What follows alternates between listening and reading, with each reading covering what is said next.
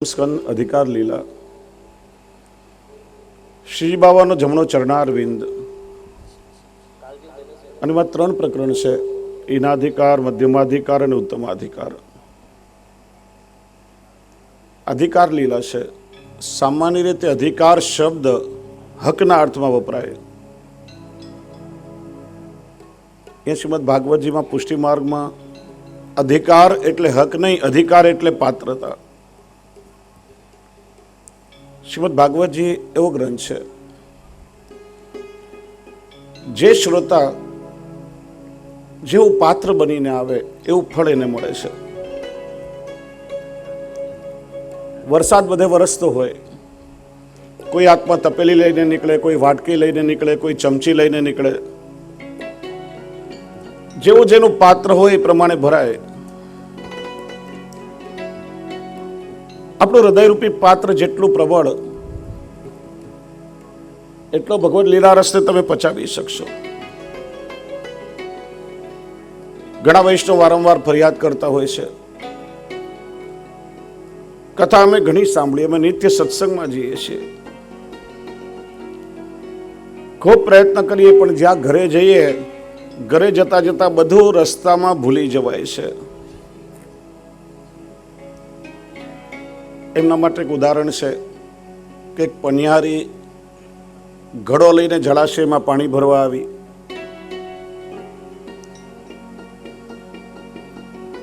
પાણીમાં ઘડો ડૂબાડ્યો, આખો છલોછલ ભરાઈ ગયો. ઘરે આવતા આવતા આખું પાત્ર ખાલી થઈ ગયું, કારણ કે એમાં નાના નાના છિદ્રો રહેલા હતા.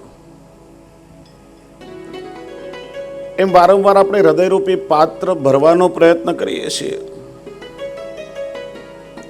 ભગવત કથારસ હૃદયમાં ભર્યો, પણ અહંતા, મમતા, કામ, ક્રોધ, લોભે નાના નાના છિદ્રો રહેલા છે. છિદ્રોને બંધ કરવાનો વિચાર આપણે કરતા નથી.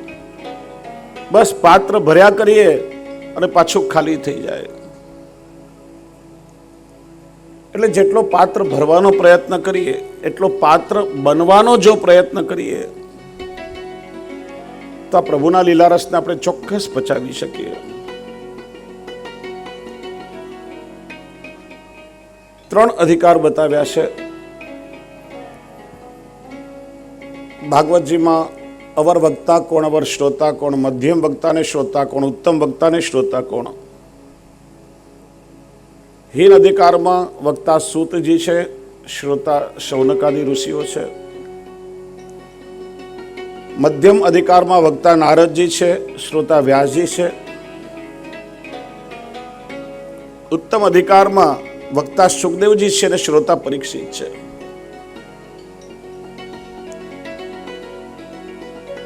આપણે અનેક કથાઓ સાંભળી, પણ પરીક્ષિત જેવું ફળ આપણને મળ્યું નહીં. એનું કારણ સાંભળવા આવનારાઓમાં આજે પરીક્ષિત બહુ ઓછા છે, પણ પરીક્ષક બહુ વધારે છે. વક્તા કેવું બોલે છે, વક્તાને કેવું જ્ઞાન છે, પરીક્ષા કરવા આવતા હોય. પોતે જો જ્ઞાનનો અહંકાર લઈને આવતા હોય એને ક્યારેય ફળ ન મળે. જો હૃદયને ખાલી કરીને આવશો, પાત્ર બનીને આવશો, તો આ 7 દિવસ તમારા જીવન માટે પર્યાપ્ત છે. પરીક્ષિતની જેમ તમારો ઉદ્ધાર ચોક્કસ થશે. પ્રથમ સ્કંદ શ્રીનાથજી બાબાનું દક્ષિણ ચરણારવિંદ, જે ચરણારવિંદમાંથી ગંગાજીનું પ્રાગટ્ય થયું. જે ચરણારવિંદની સેવા સતત લક્ષ્મીજી કરે છે,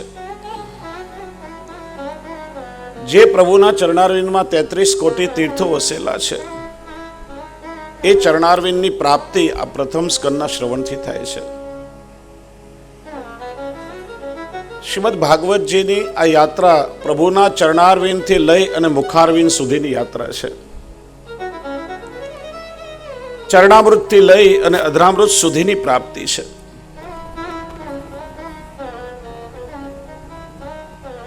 પ્રથમ સ્કંદનું મંગલાચરણ 3 શ્લોકોમાં કર્યું છે. સૂક્ષ્મમાં આપણે એનું દર્શન કરીએ. જન્માદ્યસ્ય યતોન્વયાદિતરત ચાર્થે સ્વભિજ્ઞસ્વરાટ तेने ब्रह्महृदायादिकवये मुह्यन्ति यत्सूरयः तेजो वारिमृदां यथा विनिमयो यत्र त्रिसर्गो मृषा धाम्ना स्वेन सदा निरस्तकुहकं सत्यं परं धीमहि धर्मः प्रोजितकेतवोऽत्र परमो निर्मत्सराणां सतां वैद्यं वास्तवमत्र वस्तु शिवदं तापत्रयोन्मूलनं श्रीमद्भागवते महामुनिकृते किं वा परेरीश्वर सद्योरुद्यवरुद्यतेऽत्र कृतिभिः शुश्रूषुभिः तत्क्षणात् निगमकल्पतरोर्गलितं फलं शुकमुखादमृतद्रवसंयुतं पिबत भागवतं रसमालयं मुहुरहो रसिका भुवि भावुका। 3 શ્લોકમાં મંગલાચરણ કર્યું છે. જ અક્ષરથી શરૂઆત થઈ છે. જન્માદ્ય છે. સાહિત્યમાં કોઈ પણ અક્ષરની શરૂઆત ક્યારે જ થી ન થાય. હા, જ દગ્ધાક્ષર છે, બળેલો અક્ષર છે. પણ કે છે જીવ પણ તાપત્રયથી બળેલો છે. ભાગવતમાં 3 સ્તુતિ એવી છે કે જેનો પ્રારંભ જકારથી થયો છે. દ્વિતીય સ્કંદમાં વારાનારાયણની સ્તુતિ છે, જે કર્મનિષ્ઠોની સ્તુતિ છે. જીતમ જીતમ તે જીતયજ્ઞ ભાવનમ. વેદ સ્તુતિ છે, જ્ઞાન નિષ્ઠોની સ્તુતિ છે, જય જય જય અજાન. અને ગોપી ગીત ભક્તિ નિષ્ઠોની સ્તુતિ છે, જયતિ તેધિકમ જન્મના વ્રજમ.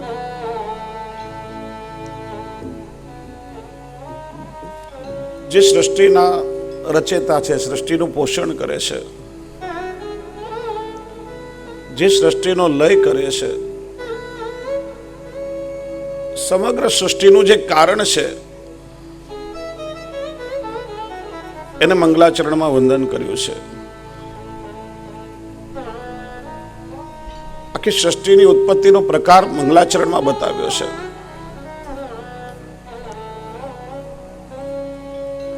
છેલ્લે કે છે નિગમ કલ્પતરોર ગલિતમ ફલમ સુખ મુખાદ અમૃત દ્રવ સંયુતમ પીબત શ્રીમદ ભાગવતમ રસમાલયમ મુહરહો રસિકા ભુવિ ભાવુકા. નિગમ એટલે વેદ. વેદ રૂપે કલ્પવૃક્ષમાં ઉગેલું ગલિત ફળ એટલે શ્રીમદ ભાગવત.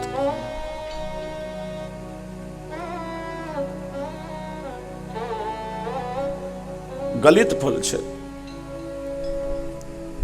કેટલાય ફળ એવા હોય જેમાં છોતરા પણ હોય ને ગોટલા પણ હોય, પણ આ ગલિત એટલે કેવલ રસરૂપ ફળ છે. અને આજીવન સદાય જીવનભર રસિકજનો એનું પાન કરો.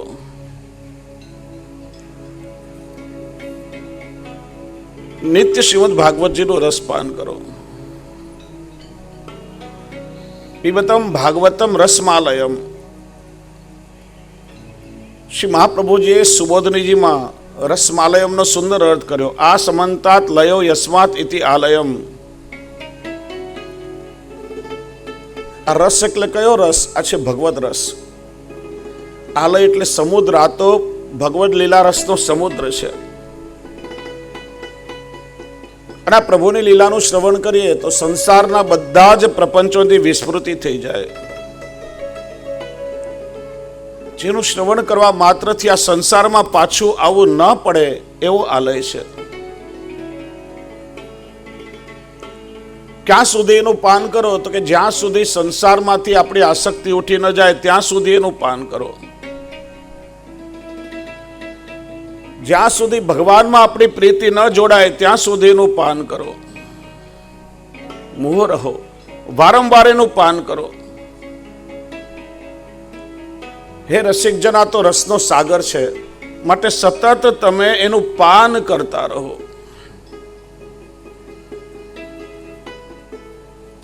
કારણ કે શ્રીમદ ભાગવતજી ભક્તિ પ્રધાન ગ્રંથ છે. જો ભાગવતજીની કથાનો હેતુ ક્યારેય બીજો કોઈ લૌકિક ન હોઈ શકે. હા, ક્યારે કોઈ લૌકિક હેતુ માટે કથા ન બેસે. ભાગવતજીની કથાનો એકમાત્ર હેતુ છે કે પ્રભુની અહૈતુકી ભક્તિ પ્રાપ્ત કરવી.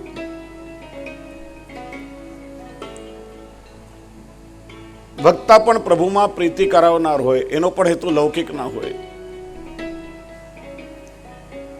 અને શ્રોતાઓ પણ લૌકિક હેતુથી શ્રવણ ન કરે, કેવલ પ્રભુની ભક્તિ દ્રઢ થાય, આપણો અનુરાગ પ્રભુમાં થાય, હેતુથી શ્રવણ કરે તો આ ભાગવતજીનું ઉત્તમ ફળ આપણને મળે.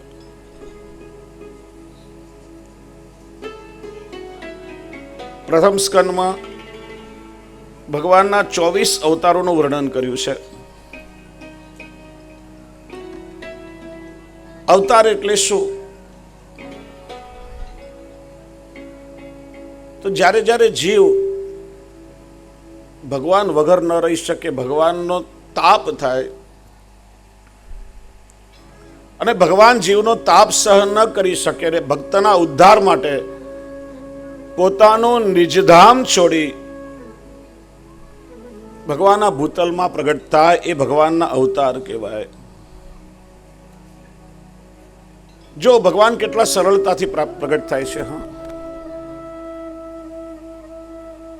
ભગવાનની કોઈ ડિમાન્ડ નથી, કોઈ માગણી નથી. આપણે લોકો ક્યાંય જઈએ ને વ્યવહારમાં તો આપણી કેટલી બધી ડિમાન્ડ હોય છે. કોઈ આપણને આમંત્રણ આપે, કેટલી માગણીઓનું લિસ્ટ હોય આપણું. આપણને એસી પણ જોઈએ, કાર પણ જોઈએ, ડનલોપના ગાડલા પણ જોઈએ, અમુક ફર્નિચર જોઈએ, બપોરની ચાની આદત છે, સવારે બ્રેકફાસ્ટ કરવા માટે જોઈએ, મિનરલ વોટર જોઈએ. પણ ભગવાનની કોઈ ડિમાન્ડ નથી, ભગવાનની કોઈ માગણી નથી. ભક્તની વચ્ચે ભગવાન સરળતાથી પ્રગટ થઈ જાય.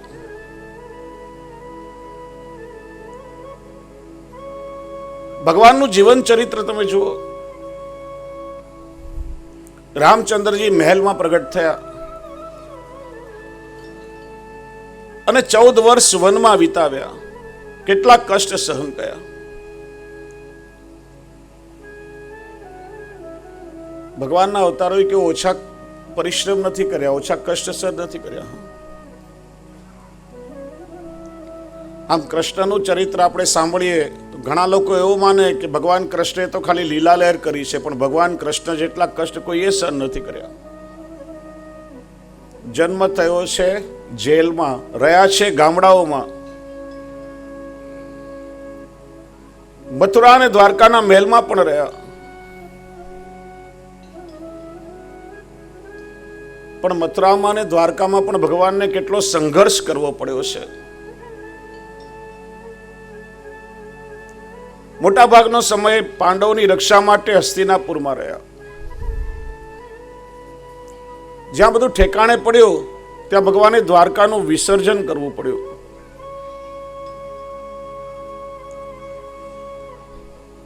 જો જન્મતા જ પોતાના જનેતા મા બાપને છોડી અને ગોકુલ જવું પડ્યું. ભલે નંદરાયજીને યશોદાજી વધારે સુખ આપ્યું, પણ જનેતા મા બાપને છોડીને જવું એ કે બહુ સહેલું નથી. હજી ગોકુલમાં આવ્યા ત્યાં 6થા દિવસે તો પૂતના આવી. ક્યારેક અઘાસુર આવ્યો, ક્યારેક બકાસુર આવ્યો, દાવાગ્નિનું પાન કર્યું. જેમણે ભગવાનને સૌથી અતિશય સ્નેહ કર્યો એ નંદરાયજી, યશોદાજી, અને પોતાના ગોપી અને ગ્વાલ બાલ અને પોતાની વાલી ગાયોને છોડીને મથુરા જવાનું દુઃખ પણ ભગવાને સહન કર્યું છે. હા, એટલું સહેલું નથી. મથુરા આવતા જ મામા કંસને મારવો પડ્યો. 17 વાર જરાસંધે આક્રમણ કર્યું, માંડ બધું ઠેકાણે થયું. ત્યાં પાંડવ અને કૌરવોનું યુદ્ધ થયું. એ બધું શાંત થયું. ત્યાં યાદવા સ્થળી થઈ. પોતાની નજર સામે આખા પરિવારનું મૃત્યુ ભગવાને જોયું છે. બધા જ યાદવો સમાપ્ત થયા અને છેલ્લે જરા પારધીના બાણથી ભગવાનનો દેહોત્સર્ગ થયો છે. ઓછા કષ્ટ સહન નથી કર્યા છતાં ભગવાને ક્યારે કોઈ ફરિયાદ નથી કરી. આપણે લોકો વારંવાર જીવનમાં ફરિયાદ કરીએ છીએ. અમે બીમાર છીએ, અમારો ધંધો ચાલતો નથી, રૂપિયા ખલાસ થઈ ગયા છે. વાસ્તવમાં તમે જુઓ તો જીવન એક સંઘર્ષનું નામ છે. સુખ દુઃખ રાગ દ્વેષ ઈર્ષા અહંકાર આ બધાનો સરવાળો ને બાદ બાકી એનું જ નામ છે જીવન. સુખ અને દુઃખનું મિશ્રણ એનું નામ છે જીવન. ખાલી જીવનમાં જો સુખ જ સુખ હોય ને તો માણસ ક્યારે સુખનો આનંદ ના લઈ શકે. દુઃખ છે એટલે જ માણસ સુખનો આનંદ લઈ શકે. તમે એકદમ તૃપ્ત હો, તમને જરા પણ તરસ ન લાગી હોય અને કોઈ તમને ઠંડુ શરબત આપે ને પણ તો તમને મજા ના આવે, ગમે નહીં. ના પડી ભાઈ મને તરસ નથી લાગી. અને તમે બળબડતી બપોરના તડકામાં ચાલીને આવ્યા હો, પરસેવે રેબઝેબ થઈ ગયા હો, તરસથી ગળું સુકાતું હોય તો માટલાનું એક ગ્લાસ ઠંડુ પાણી પણ તમને કેટલી શીતળતા આપે છે. દુઃખ હોય ત્યારે જ માણસને સુખનો અનુભવ થાય. ખાલી સુખ જ સુખ હોય તો માણસ એને સહન ન કરી શકે. અમેરિકામાં એક એવું સંશોધન થયું, કેટલાક લોકોએ આપઘાત કર્યો હતો. એમનું આપઘાત કરવાનું કારણ શું?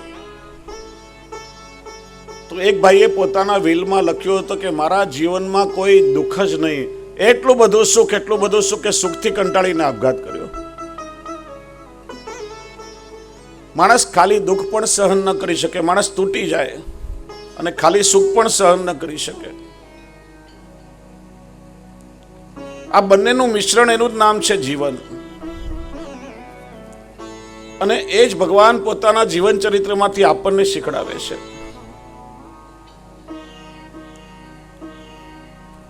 એટલા માટે ત્રીજા અધ્યાયમાં ભગવાનના 24 અવતારોનું વર્ણન કર્યું છે. જેમ ડાર્વિનનો ઉત્ક્રાંતિવાદ છે એમ ક્રમબદ્ધ ભગવાને અવતાર ધારણ કર્યા છે.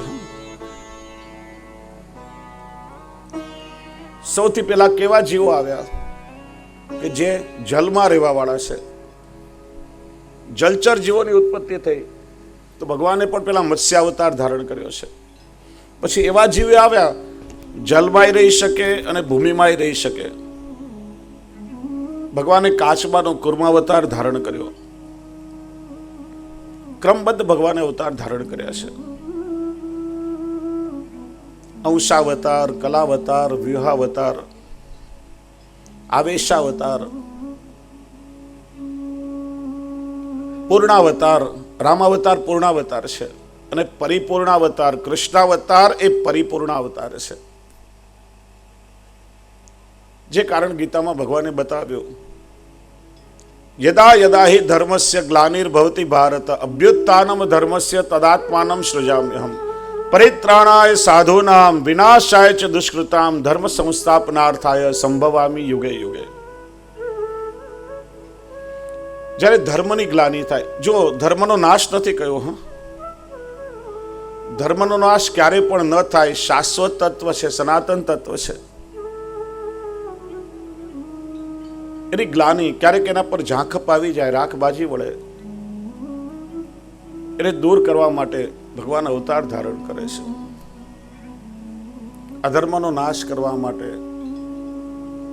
ધર્મનું સ્થાપન કરવા માટે, સત્પુરુષોના રક્ષણ માટે ભગવાન અવતાર ધારણ કરે છે. ચોથા અધ્યાયમાં પ્રશ્ન પૂછાયો છે ભગવાનની ભાગવતની રચના સંબંધી. ભાગવતની રચના કોણે કરી, ક્યારે કરી, કોની પ્રેરણાથી કરી? દ્વાપરે સમનું પ્રાપ્તે તૃતીય યુગ પર્યે. સમય છે દ્વાપર યુગની સમાપ્તિનો. વ્યાસજી સરસ્વતી નદીના કિનારા પર બેઠા છે, દ્રષ્ટિ કરી છે કલિયુગના સમય પર, કલિયુગના જીવોની દશા જોઈ. વિચાર્યું આ કલિયુગ તો દોષથી ભરેલો છે, કાલના પ્રભાવથી એ દોષો જીવમાં આવશે. આ કલિયુગના જીવ ભગવાનની સન્મુખ કેવી રીતે થશે? આ વેદો ગહન છે, વેદોમાં વિજ્ઞાન રહેલું છે, સામાન્ય જીવની સમજમાં નહીં આવે. એમ વિચારી વેદોના વિભાગ કર્યા, વિસ્તાર કર્યો. સ્ત્રી અને શૂદ્રોને વેદનો અધિકાર નથી, એમના માટે મહાભારતની રચના કરી. જન સામાન્ય માટે 17 પુરાણોની રચના કરી. હજી વ્યાસજીના મનમાં શાંતિ નથી. બધા જાણે છે કે નારદજીએ આવીને વ્યાસજીને ભાગવતનો ઉપદેશ આપ્યો. પછી વ્યાસજી સમાધિમાં બેઠા અને ભાગવતની રચના થઈ. પણ પ્રશ્ન થાય, 17 પુરાણોની રચના તો પેલા થઈ ચૂકી છે. અને આપણે મહાત્મ્ય જોયું 2 દિવસમાં. 6 અધ્યાયનું મહાત્મ્ય પદ્મ પુરાણમાં છે, 4 અધ્યાયનું મહાત્મ્ય સ્કંદ પુરાણમાં છે. જો વ્યાસજી ભાગવતને જાણતા ન હોય તો એનું મહાત્મ્ય પુરાણોમાં કેવી રીતે લખે? એનો અર્થ કે વ્યાસજી ભાગવતને જાણતા હતા, એટલા માટે તો એનું મહાત્મ્ય લખાયું છે. તો પછી મનમાં સંશય કેમ થયો? બહુ સુંદર વાત કહી. વ્યાસજી ભાગવતને જાણતા તો હતા, પણ હજી સુધી ગુરુના મુખથી શ્રવણ કર્યું નથી. અને જ્યાં સુધી ગુરુના મુખથી શ્રવણ ન થાય ત્યાં સુધી જ્ઞાન દ્રઢ ન થાય. કેમ કે ભાગવત એ ભગવત વાણી છે. જ્યાં સુધી ગુરુની કૃપા ન થાય ત્યાં સુધી ભગવત વાણી જીવની સમજમાં ના આવે. શ્રાવણ સુદ 11ની મધ્યરાત્રિનો એ પ્રસંગ યાદ કરો. ઠકરાણી ઘાટ પર શ્રી મહાપ્રભુજી ચિંતન કરી રહ્યા છે. મધ્યરાત્રિ ઠાકોરજી પ્રગટ થયા. 84 અક્ષરનો બ્રહ્મ સંબંધનો ગદ્ય મંત્ર ઠાકોરજીએ સ્વયં શ્રી મહાપ્રભુજીને આપ્યો. લીલાના સાક્ષી દામોદરદાસ દર્શાનીજી અર્ધ જાગૃત અવસ્થામાં ત્યાં પોઢ્યા હતા. આખા આ ઘટનાનું પ્રસંગનું દર્શન કર્યું, ભગવદ વાણી શ્રવણ પણ કરી. શ્રી મહાપ્રભુજીએ પૂછ્યું, દમલા તેને કશું સુન્યો ખરી? વિવેકથી વિનંતી કરી, કૃપાનાથ સુનો ખરી પરંતુ સમજ્યો કશું નહીં. પ્રભુની વાણી સાંભળી પણ સમજમાં ના આવ્યો. આપ ગુરુ છો, આપ કૃપા કરીને સમજાવો તો જીવની સમજમાં આવે. ત્યારે શ્રી મહાપ્રભુજીએ બ્રહ્મ સંબંધ આપી સિદ્ધાંત રહસ્ય ગ્રંથ સમજાવ્યો અને માર્ગનો સમગ્ર સિદ્ધાંત તેમના હૃદયમાં સ્થાપિત કર્યો છે. એમ કોઈ પણ મંત્ર જ્યારે પ્રત્યક્ષ ગુરુના દ્વારા પ્રાપ્ત થાય ત્યારે મંત્ર સિદ્ધ થાય છે. આજકાલ તો દરરોજ ટીવીમાં કોઈને કોઈ મંત્ર આવે, તમે છાપામાં વાંચો, કોઈ બીજો તમને કોઈ મંત્ર કહેવા, મંત્રો ક્યારે ફલિત ન થાય જ્યાં સુધી તમે ગુરુ મુખથી શ્રવણ ન કરો. જ્ઞાન પણ ગુરુની કૃપાથી આત્મસાત થાય છે. જ્યારે વ્યાસજીને સંશય થવા લાગ્યો, અરે લાગે છે કે જેના માટે મારો અવતાર થયો છે, મારું કાર્ય અધૂરું છે. કેમ કરીને જાણું કે પ્રભુએ મને શું કરવા માટે મોકલ્યો છે? જીવનમાં કોઈ ભગવદી મને મળે તો મારા જીવનની ખૂટતી કડી મને બતાવે. અને એ સમયે ભગવાને નારદજીને આજ્ઞા કરી. નારદજી વ્યાસજીના આશ્રમમાં પધાર્યા. વ્યાસજી પ્રસન્ન થઈ ગયા. મારું અહોભાગ્ય કે આજે ભગવદી મારા ઘરે પધાર્યા છે. ભગવદીઓ ક્યારે એમને કારણ વગર ન પધારે. ચોક્કસ મારા પ્રભુએ મારા પર કૃપા વિચારી છે. જો કોઈ વીઆઈપી આવવાના હોય, કોઈ મિનિસ્ટર આવવાના હોય તો એના આવતા પહેલા એના પાયલેટ આગળ આવી જાય. ખબર પડે કે આ પાયલેટ આવી ગયા, પાછળ પાછળ વીઆઈપી આવી રહ્યા છે. એમ ભગવદીય કોણ છે? તો કે આ ભગવદીયો એ પ્રભુના પધારવાની વધાઈ છે. આજે ભગવદીયો મારા ઘરે પધાર્યા છે, કાલે ચોક્કસ એમની પાછળ પાછળ પ્રભુ મારા ઘરે પધારશે. વ્યાસજી પ્રસન્ન થઈ ગયા. આજે મારું અહોભાગ્ય કે આવા ભગવદી મારા ઘરે પધાર્યા છે.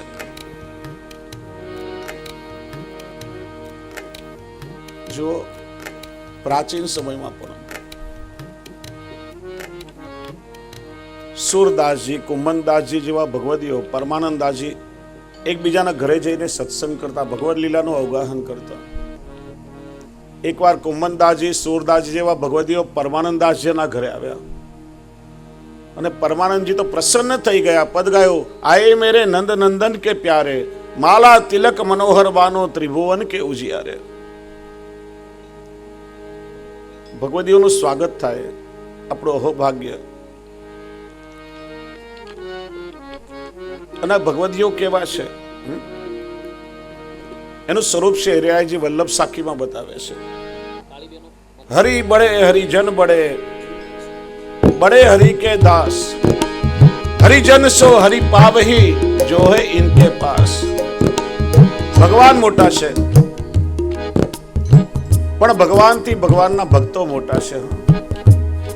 જો ઘણી વાર કહું, ઠાકોરજીના હૃદયમાં કોણ બિરાજે? સ્વામિનીજી. સ્વામિનીજીના હૃદયમાં ઠાકોરજી બિરાજે. શ્રી વલ્લભના હૃદયમાં લીલા પરિકર સહિત યુગલ સ્વરૂપ બિરાજે અને વૈષ્ણવના હૃદયમાં એવા શ્રી વલ્લભ બિરાજે તો મોટું કોણ થયું? હરિ બડે હરિજન બડે, બડે હરિ કે દાસ, ઓર હરિજન સો હરિ પાવે.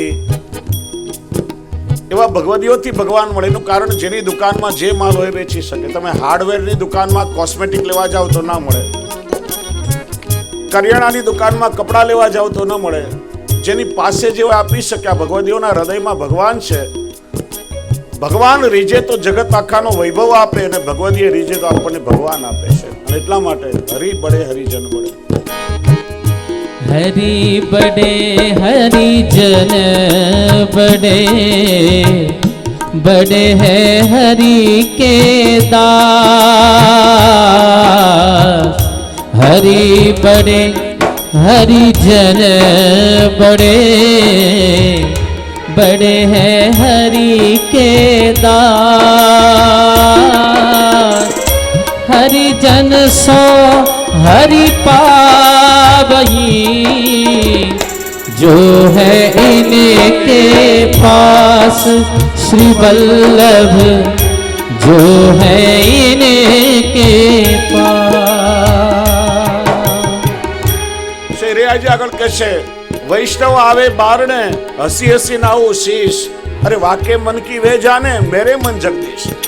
એવા વૈષ્ણવ જો મારા ઘરે આવે તો ખૂબ પ્રસન્નતાથી એમના ચરણોમાં મારું મસ્તક નમાવું. અરે વૈષ્ણવનું સામર્થ્ય વૈષ્ણવ જાણે, પણ વૈષ્ણવ શબ્દ મુખથી નીકળે તો મારા માટે તો સાક્ષાત આજે ભગવાન મારા ઘરે પધાર્યા છે. ભાવથી એમનું સ્વાગત કરું. હરિજન આવે બારણે, હસી હસી નાવું શીશ. હરિજન આવે બારણે, હસી હસી નાવું શીશ. ઉનકે મન કી વે જાને, उनके मन की वे जाने. मेरे मन जगदीश श्री वल्लभ, मेरे मन जगदीश. અને આવા ભગવદીઓ ઘરે આવે ત્યારે વૈષ્ણવનું સ્વાગત કેમ કરવું? 4 પ્રકારે વૈષ્ણવનું સ્વાગત કરવું.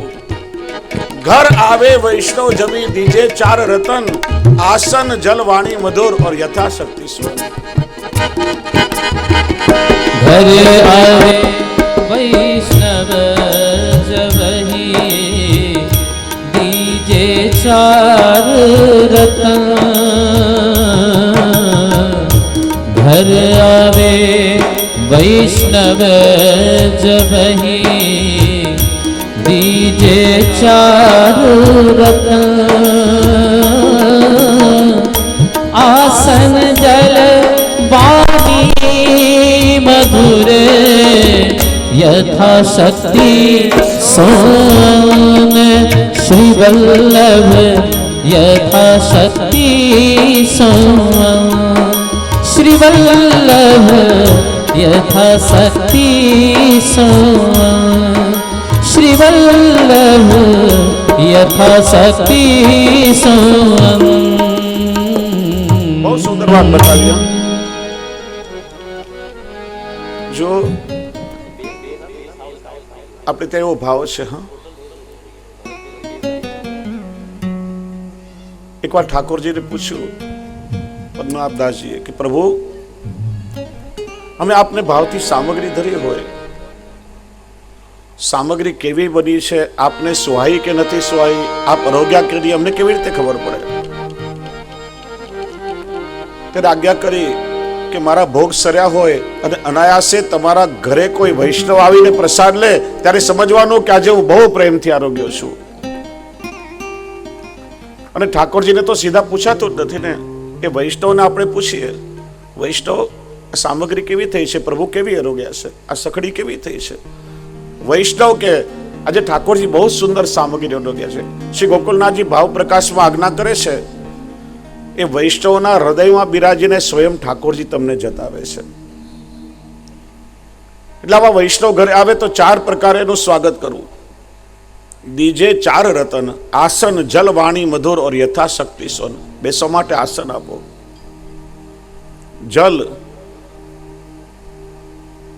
જલનું પૂછો વૈષ્ણવને। અરે કઈ બહાર નહીં પીતા હોય તો ના પાડશે, પૂછવામાં શું વાંધો?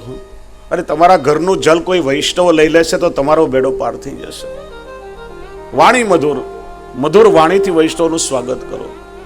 और યથાશક્તિ સોન, જે કંઈ ઠાકોરજીને ધર્યો હોય, લીલો મેવો, સૂકો મેવો અને સખડી સખડી, એ ઠાકોરજીના મહાપ્રસાદથી વૈષ્ણવનું સમાધાન કરો।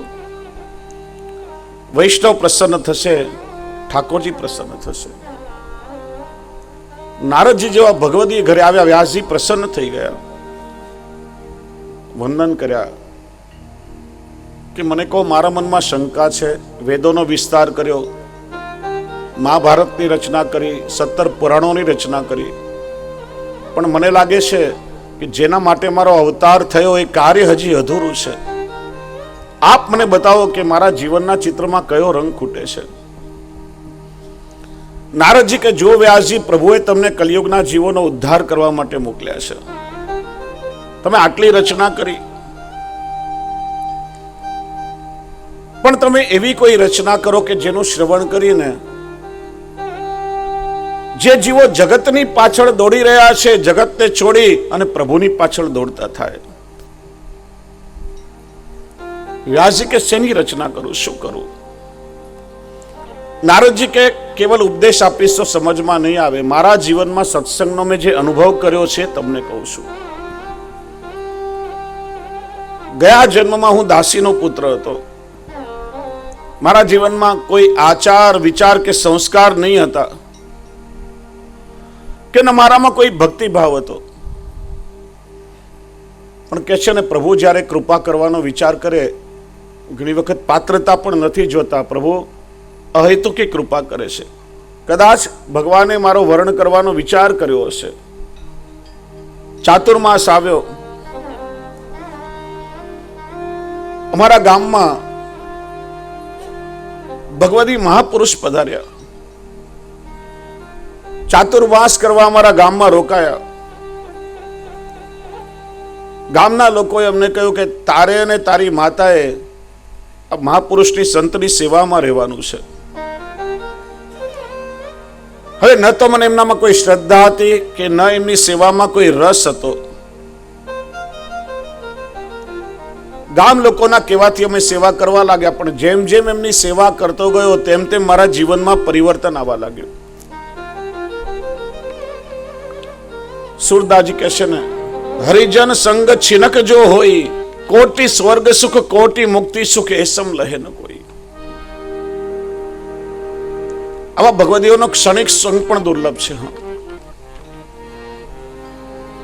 ગોસ્વામી તુલસીદાસજી પણ કહે છે ને, એક ઘડી આધી કી પુનિયાદ, તુલસી સંગત સાધુ કી કોટી કટે અપરાધ.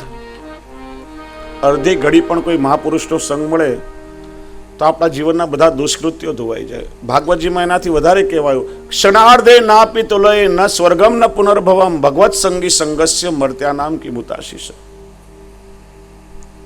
એક અર્ધી ક્ષણ પણ ભગવાનના ભક્ત નહીં, ભક્તના ભક્તનો પણ સંગ થાય ને તો એની સાથે સ્વર્ગ સુખ કે મોક્ષ સુખની પણ તુલના થઈ શકતી નથી. મારા જીવનનો ભાગ્યોદય થયો. ભગવતીના સંગથી મારા જીવનમાં પરિવર્તન આવ્યું. પછી તો એમના જાગતા પહેલા હું જાગી જતો, પોઢે ત્યારે હું એમની ચરણ સેવા કરતો, એમના વસ્ત્રો ધોઈ આપતો. પ્રભુની આરાધના કરવા બેસે ત્યારે ફલ ફૂલ તોડી લાવતો. એમના સંગથી મારા જીવનમાં બહુ મોટો બદલાવ આવ્યો. નારદજી કહે છે, હું સેવા કરતો હતો પણ સેવકના 4 ગુણો મારામાં હતા. જો આ ધ્યાનથી સાંભળો. હા, ગુરુની સેવા કરે કે પ્રભુની સેવા કરે તો સેવકમાં કેવી નિષ્ઠા હોવી જોઈએ. 4 ગુણો સેવકના બતાવ્યા છે. સૌથી પહેલા તો દીનતા હોવી જોઈએ. અહંકાર ન થાય, હું સેવા કરું છું. ગોવિંદાસ ભલ્લાની વાર્તા વાંચો, બહુ સુંદર સેવા કરતા. હા, એ સમય કે આ પાઇપલાઇન ને ડંકી ને બોરિંગ ને નળની કોઈ વ્યવસ્થા સાધનોની નહીં. ગિરિરાજજીની ઊંચાઈ પણ કેટલી હતી, હવે તો ગિરિરાજજીનું કદ બહુ નાનું થયું છે, દરરોજ તલતલ ભાર ઘટે છે.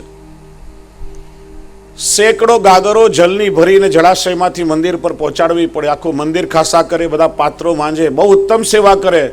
પણ છેલ્લે એક શબ્દ એવો બોલે કે જથ્થાબંધ પાણી ફરી જાય. છે કોઈ એવો જે મારા જેવી સેવા કરે છે? આ અહંકારના કારણે સેવા છૂટી, વિમુક્તા આવી છે. સેવકમાં દીનતા હોવી જોઈએ. અરે મને જે કઈ સેવા મળે છે એ પ્રભુની કૃપા છે. પ્રભુની કૃપા છે ત્યારે તો સેવામાં હાથ પવિત્ર કરી રહ્યો છું. અહંકાર આવે તો આપણો સેવક ધર્મ ચાલ્યો જાય. મહાપ્રભુજી આજ્ઞા કરે છે, અભિમાનસ સંત્યાજ્ય સ્વામ્યધીનત્વ ભાવના. હું મારા સ્વામીને આધીન છું, હું તો સેવક છું. દીનતા ભાવ રાખો. બીજું સેવકનું લક્ષણ બતાવ્યું છે અનુવર્તન. અનુવર્તન એટલે હું જેમની સેવા કરું છું એમને શું ગમે છે અને શું નથી ગમતું એ વિવેક પણ હોવો જોઈએ. ઉષ્ણકાલના દિવસો હોય, ગરમીના દિવસો હોય ને આપણો જન્મદિવસ આવે ને ઠાકોરજીને જરીના વસ્ત્રો તમે ધરાવો તો એવું ના ચાલે. હા, હું મારા પ્રભુની સેવા કરું છું કે ગુરુની સેવા કરું છું તો મારા ઠાકોરજીનું કે ગુરુનું સુખ શેમાં રહેલું છે. જો પદ્મનાભદાસજીનો પ્રસંગ આવે છે કે શ્રી મહાપ્રભુજી ભોજન આરોગવા બિરાજ્યા. એક વેપારી રડતો રડતો આવ્યો. એ વેપારીનું ધન બધા ચોરો લૂંટી ગયા હતા. એ મહાપ્રભુજીને શોધતો શોધતો આવ્યો. સાંભળ્યો તો કે શ્રી વલ્લભ બહુ કૃપાળુ છે, એમની કૃપા થશે તો મારું ધન મને મળી જશે. પદ્મનાભદાસજીએ વિચાર્યું કે શ્રી મહાપ્રભુજી ભોજન આરોગે છે અને શ્રી મહાપ્રભુજીને પરિશ્રમ દેશે. પોતાના ગુરુના સુખ માટે વેપારીને કહ્યું કે ભાઈ તને ધન જોઈએ છે ને, ચાલ મારી સાથે. બીજા વેપારીને ત્યાં લઈ ગયા. શેઠની દુકાને આવ્યા અને પદ્મનાભદાસજીએ કહ્યું કે હું મારો ધર્મ ગીરવી મૂકું છું, અને જોઈએ તેટલા રૂપિયા આપી દો. આ છે સ્વામીના સુખનો વિચાર. ઠાકોરજીનું અને ગુરુનું સુખ વિચારવું. ત્યાર પછી કહ્યું શુશ્રુતા,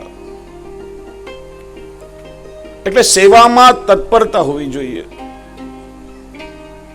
ક્યારે મને જલ્દી સેવા મળે. સેવામાં આળસ કે પ્રમાદ ન કરાય. ઠાકોરજીના જાગતા પહેલા આપણે જાગીએ.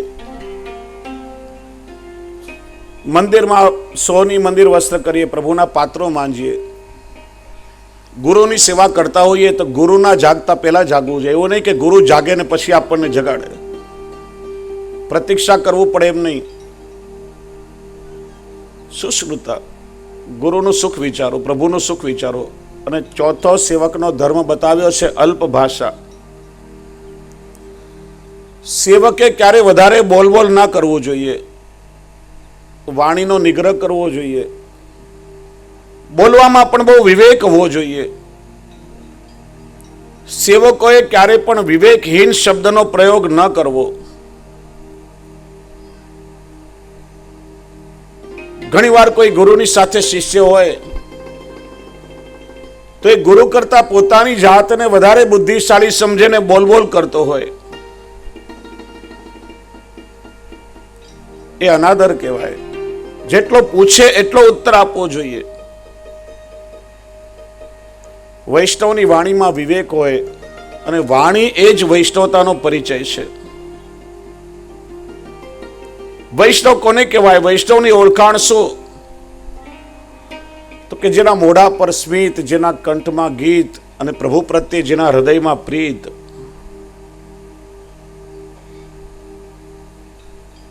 ઘણા લોકો તો એવું કહેતા હોય અમે તો બહુ સ્પષ્ટ વક્તા છીએ. આમ એક ઘા ને બે કટકા. એવી વાણી ક્યારે ના બોલાય.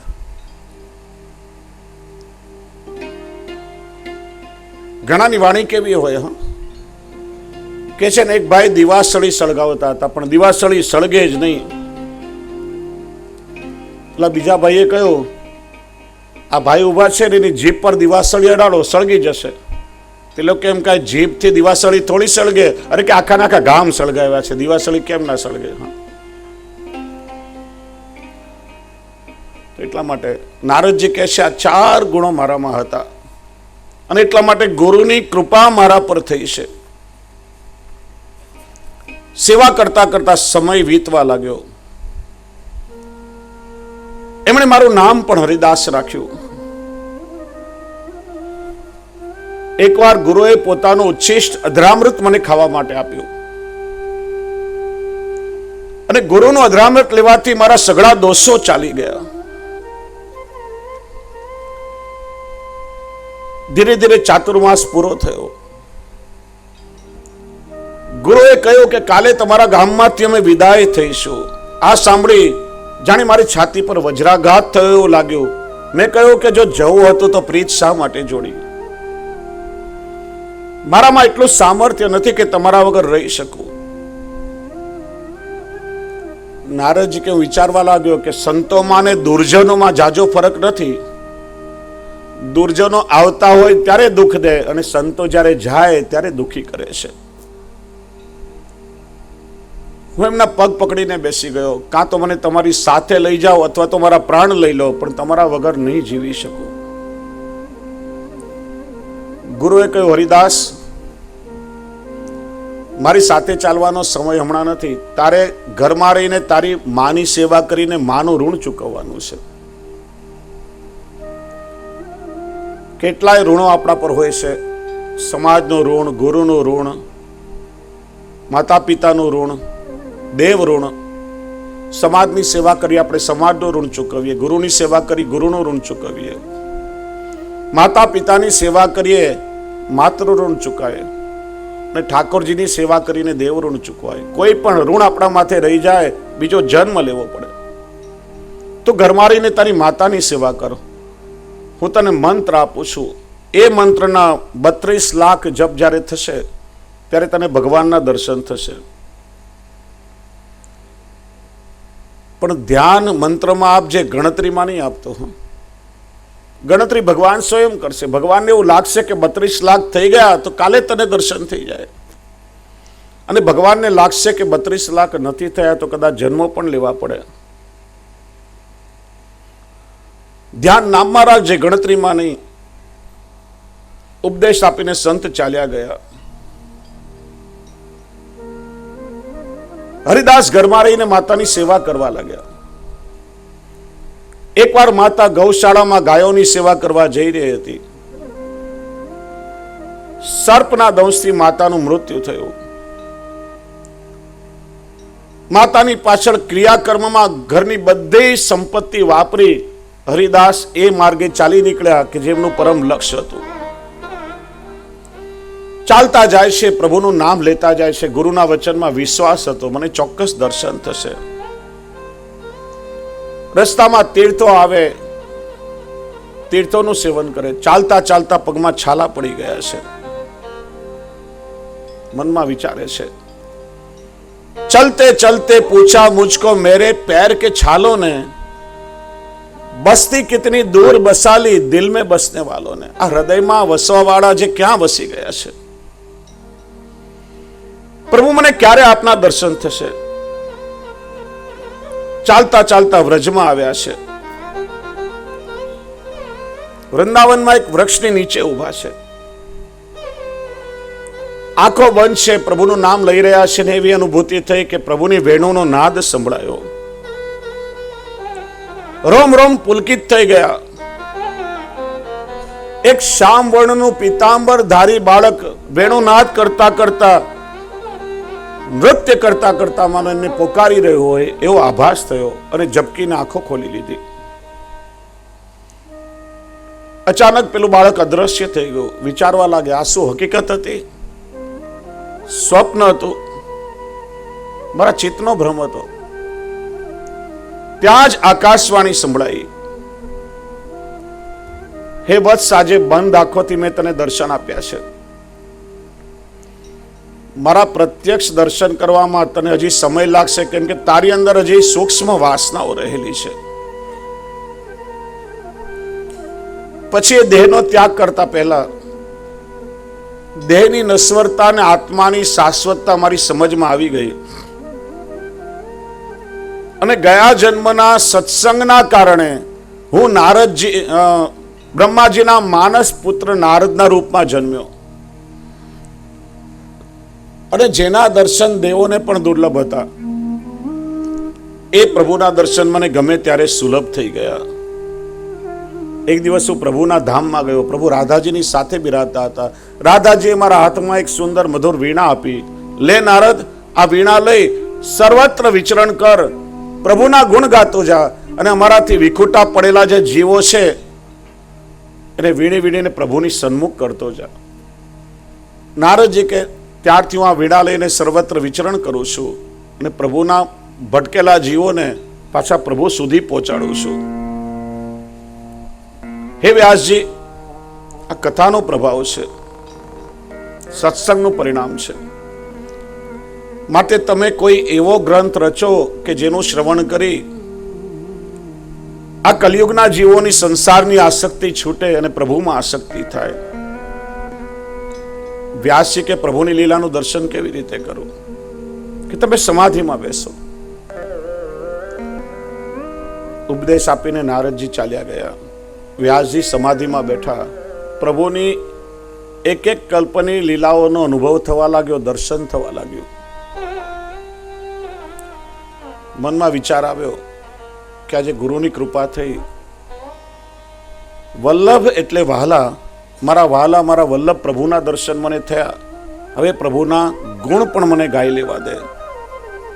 એમનું મન કહી રહ્યું છે, વલ્લભ ગુણ ગાવા રે ગાવા, અવસરિયા નહીં મળે આવા. જીવનમાં અવસર મળ્યો છે અને અવસર ઘડી ઘડી ના મળે, અને એટલા માટે આ સુંદર અવસર મને મળ્યો છે, મારા વલ્લભના પ્રભુના ગુણગાન ગાઈ લેવા દે. અને એ રીતે શ્રીમદ ભાગવતની રચના થઈ.